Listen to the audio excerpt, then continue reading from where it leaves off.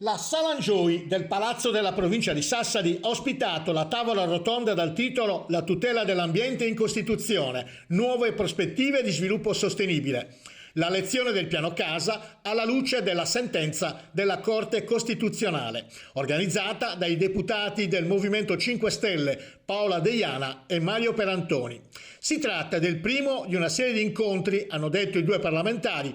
Vogliamo fare da ponte tra la Regione Sardegna e il governo per rivedere e migliorare il piano paesaggistico. Di fatto, oggi i professionisti del settore e i cittadini si trovano in evidenti difficoltà nel gestire questa parentesi di vuoto e di incertezza normativa che si è venuta a creare. È chiaro dunque che per sbloccare la situazione occorre ascoltare i tecnici ed è questa la nostra sollecitazione.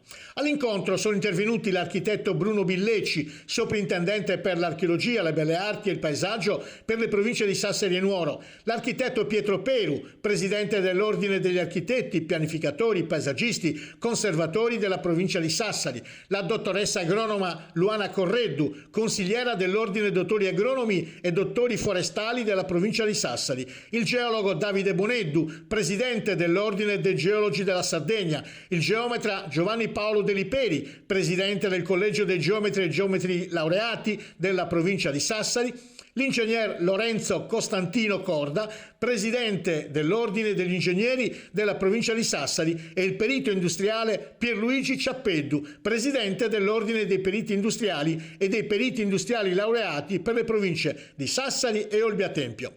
Noi, hanno concluso Paola Deiana e Mario Perantoni, abbiamo ribadito anche in questa occasione la nostra disponibilità a fare da ponte tra governo e regione per affrontare il problema e trovare una soluzione. Sottolineiamo peraltro che riteniamo fondamentale e necessaria l'interlocuzione con gli ordini professionali ed il recepimento delle loro istanze e osservazioni.